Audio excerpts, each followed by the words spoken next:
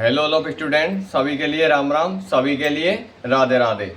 तो आप सभी का आपके अपने online platform Sunil Ajit online classes पर हार्दिक स्वागत है। जैसा कि आप सभी जो भी जितने भी सीरियस स्टूडेंट हैं जो कि पटवार एग्जाम में सिलेक्शन लेना चाहते हैं, उन सभी के लिए बताया जा रहा है कि जो हमारी नित्य प्रति क्लास रहती है वो रहती है कंप्यूटर की शानदार ट्रिक्स। यानी जितना भी पटवार का जो सिलेबस है वो शानदार ट्रिक्स के माध्यम से आपके समक्ष प्रस्तुत किया जा रहा है। अब जितने भी सीरियस स्टूडेंट होंगे पटवार एग्जाम में सिलेक्शन लेने वाले, वो चैनल को सबसे पहले सब्सक्राइब करेंगे, लाइक करेंगे और कमेंट करेंगे।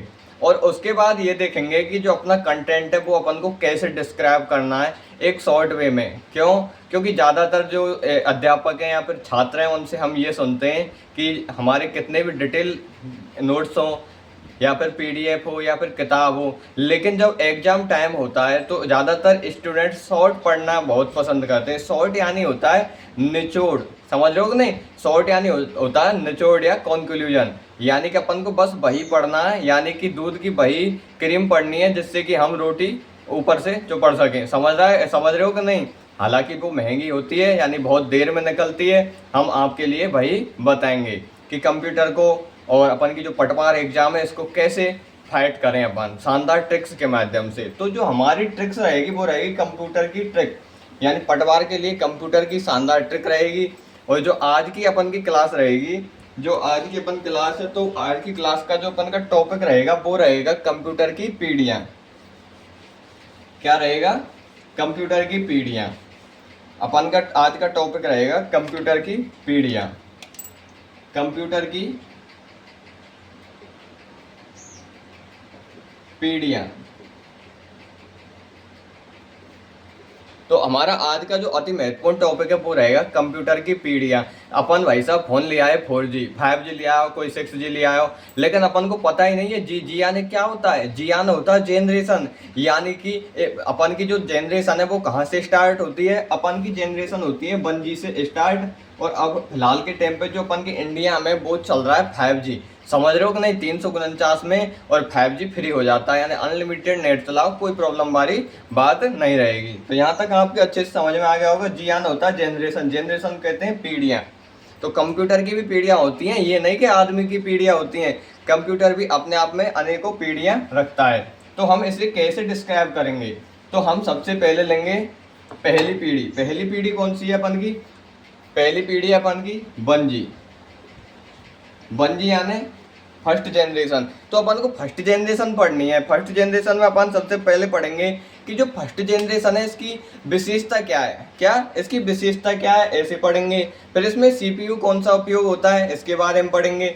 इसकी जो लैंग्वेज है वो कौन सी है इसके बारे में पढ़ेंगे। ऐसे अपन 2G में पढ़ेंगे, ऐसे अपन 3G में, ऐसे अपन 4G में पढ़ते जाएंगे। धीरे धीरे अपन ज़्यादातर जनरेशन को कवर कर लेंगे। तो अपन कहाँ से स्टार्ट करेंगे? यहाँ से। क्या? 1G 2G 3G और यहाँ क्या? 4G। समझ रहे हो कि नहीं? यहाँ पे अपन का क्या आ गया? 4G आ गया। आपके अच्छे से समझ में आ रहा होगा। यहाँ पे कौन सा आ गया? 4G। और एक 5G है। 5G ज़्यादातर अपन के 4G से सिमिलर हो जाता है, इसलिए अपन 5G को लास्ट में मतलब पढ़ लेंगे। क्यों? क्योंकि यहाँ बोर्ड पर जगह कम है, इसलिए। अब आगे चलो, आगे अच्छे से पढ़ेंगे अपन। तो जो अपन का 1G है, 1G में कौन सा जो अपन का CPU है वो उपयोग किया जाता है। तो कौन सा किया जाता है? अपन का वैक्यूम ट्यूब। कौन सा किया जाता है अपन का? Vacuum tube. कौन सा? Vacuum tube.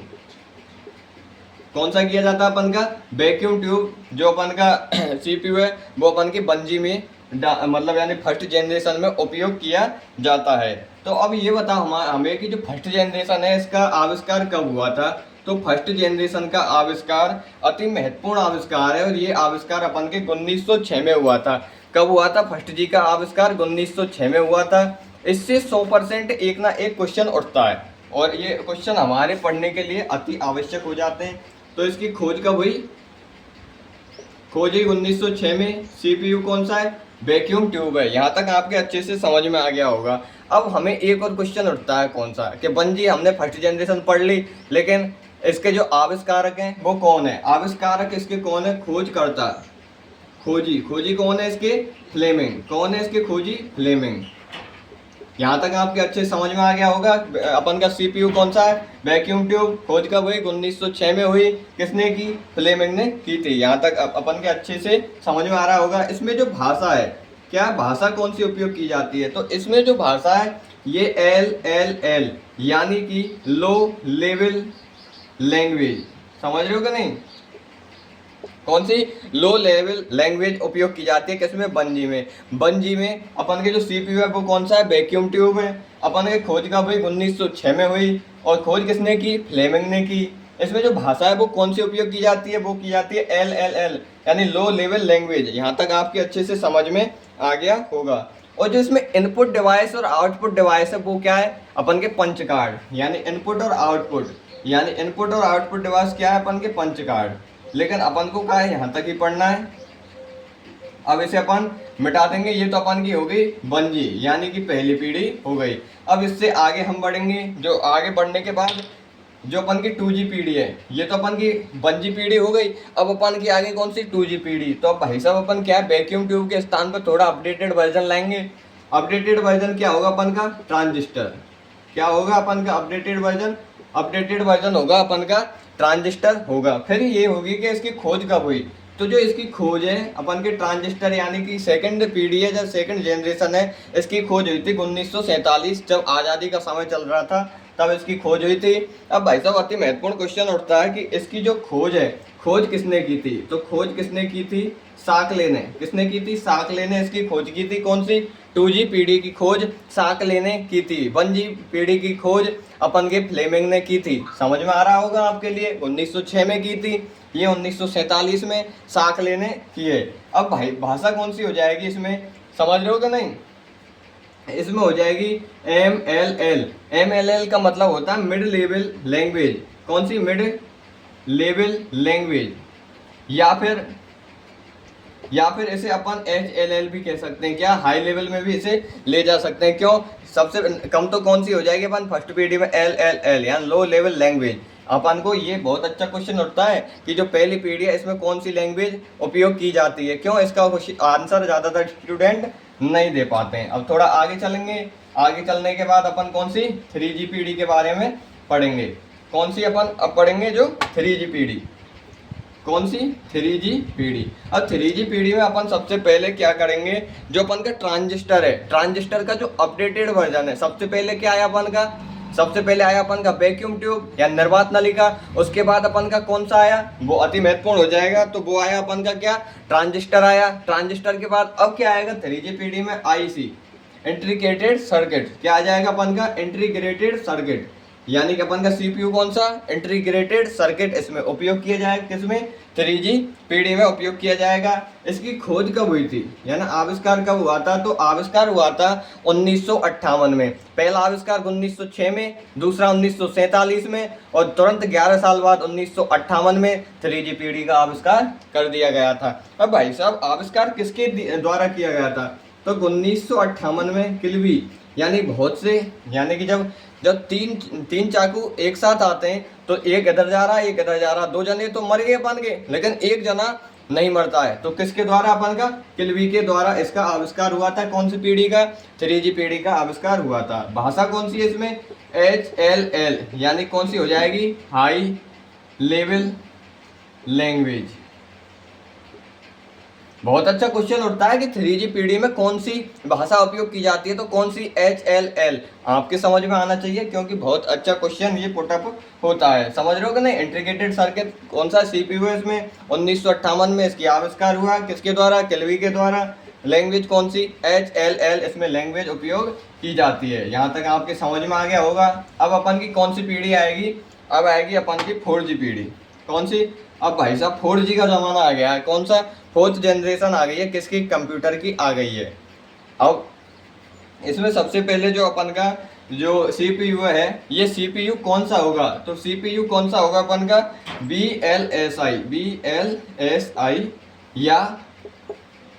या फिर कौन सा आ जाएगा अपन का, BLSIC। समझ लो कि नहीं, very large scale integrated circuit. समझ लो कि नहीं, very large scale integrated circuit, यानी बहुत बड़े पैमाने पर इसका प्रयोग किया जाता है। किसका, BLSIC, यानी कि इसे BLSI भी या BLSIC यानी जो अपन की 4G और जो 5G है, समझ रहे हो कि नहीं, जो 4G है और 5G जो दोनों पीढ़ी हैं, इनमें अपन की क्या VLSIC तो CPU उपयोग किया जाता है, VLSIC CPU उपयोग किया जाता है। आपकी समझ में आना चाहिए। खोज अपन की कब की किसने की थी इसकी, मतलब 4G का कोई फिक्स टाइम नहीं है कि इसकी खोज उस टाइम पे हुई थी, लेकिन अपन की खोज किसने की थी, कवर ने। किसने की थी, खोजी कौन था, कवर।